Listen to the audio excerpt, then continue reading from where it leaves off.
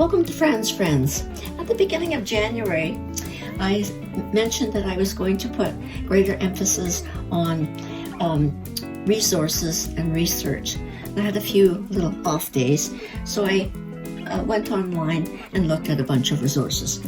So I'm going to divide it into 4 categories, and then I'm going to do a section on each one.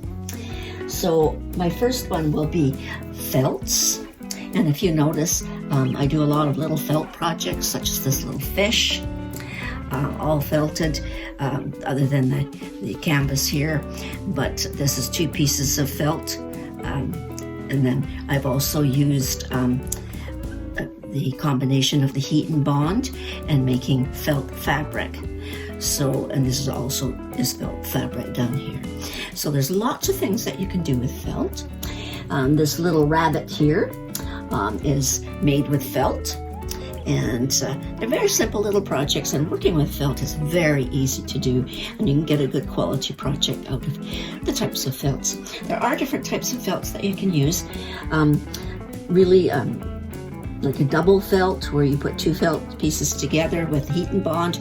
You can buy felt that's a little bit sturdier, softer felts. You can get wool felts, but felting can be a lot of fun.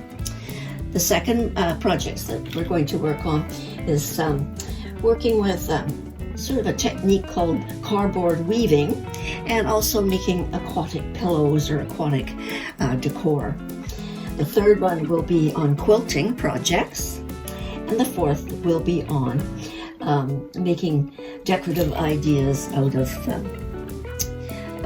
like I had done the beads on the borders last year, but I also saw some really interesting beaded bracelets. Now, I don't wear jewelry, but you can incorporate bracelets and necklaces into your fabrics for, say, dresses for your doll projects, etc. And then I'll also indicate that a few other very different types of resources is number 5. So examples of the quilting is a quilted piece. I had just a few bits and pieces left over from a project I was working on, so I made some pincushions. And here's another form of it where I've taken bits and pieces. So don't ever throw away any of your little bits and pieces of fabric because it can be really interesting to work on small projects. So all fabrics are useful. There is only one other thing that I would like to talk about, and that's the use of pipe cleaners. And there's a ton of things you can do with pipe cleaners, so I will add that also into the list. Part 1, I'm going to talk about different resources that I found online for felting and working with felt fabrics. Now, I do apologize for any mispronunciations, but some of these are in Spanish, and I will post all the links to the resources in my video. So the first one is Ella Feltra. It's ELAFELTRA, and she deals with felt fabrics. And she's got some really beautiful little felt pieces, tiny little projects that you can put together. The next one is Felty Treats, and this one's out of the UK. And what this is, it's making felt sweets, pastries, ice cream cones, this type of thing. So when you're doing a project, say a bear, wouldn't it be really interesting to put a little felt treat along with it? The next one is called Papercraft, and all very different variations of how they approach the use of felt. One also is Dia de Feltro. It's DIADOFELTRO. And the other one is Art and Creative Ideas Using Felt. So as I say, I'll post the links to these, but it's really interesting to watch how people vary and their rendition of how to use some of these materials. So it's really interesting to be able to go and see what people do with these things.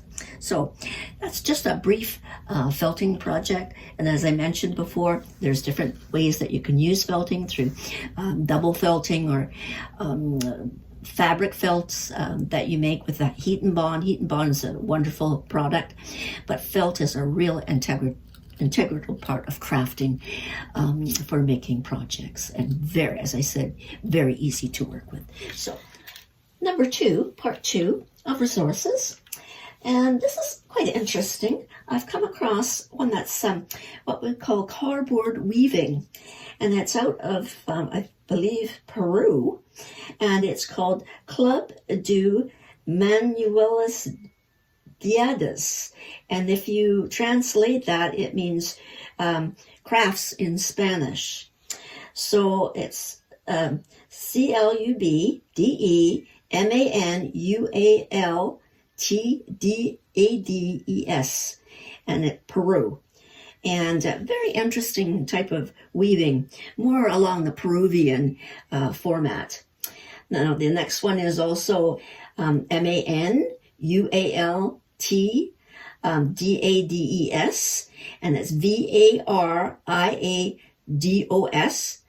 and it's Paratodos, PARATODOS. And that's all inclined to go towards aquatic pillows, aquatic decor, and some of those pieces are actually quite intriguing. So again, I apologize for pronunciations of any kind, but these are 2 really interesting sites that you can collaborate with or work with to incorporate into your projects. Resources number 3, and this is going to working with quilting, and quilting can be a lot of fun.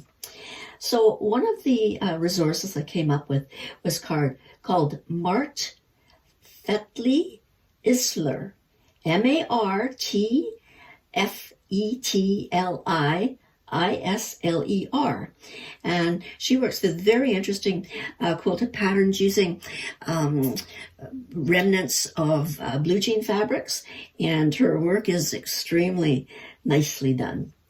Another one is Joe, June, and May quilting, and very different techniques of and tricks of how you can put quilting together fairly easily. Another one is Sewing Tricks, and Learn Sewing is another as well. And quilting, as I say, is really always been the main stable of any type of crafting. And I know there's so many crafting or quilting shops in most of your communities. And you can always get some fabulous fabrics and little bits and pieces. And again, that's why I stress, don't throw your fabric pieces away, even if they're the tiniest of pieces that you have. So quilting, again, is a real big one, and those are really excellent sites to go to. So resources part 4, and this is to do with beads or bangles or jewelry of some kind. As I mentioned, I had done the beading on my borders with little beads and embroidery types of things, but also it'd be interesting to incorporate the use of, say, bracelets or necklaces or any type of jewels that can enhance your project, even if you sew them to the lower edge of a border for a dress or that type of thing. So I've come up with 3 that were quite interesting. One was called Wedding Decoration Ideas. The second one was called Easy DIY, and that's bracelets and that type of thing. And the last one was Fatima with Craft, and it's FATIMA with Craft. So interesting, so you can incorporate your embroidery with beads and jewelry, bits and pieces of jewels and that type of thing to really create something a little bit different. For 5, I'd like to talk a little bit about pipe cleaners and resources for pipe cleaners, and they're really interesting to work with. As you can see, they come with glitter, they come plain, they come so many different colors, and they are extremely inexpensive, and there's lots that you can do with them. You can use them in your sewing projects. I cut pieces and put them into fingers of joints on a hand because it gives it that sturdiness. You can also make flowers with it. I've just completed a wreath for my graveside presentation, and I used the pipe cleaners to make hearts for my wreath. So I've got a few resources that I'll talk about on the use of pipe cleaners, and one of them is Easy Studio Crafts, and she does a lot of work with making pipe cleaner flowers, and some of them are just incredibly beautiful.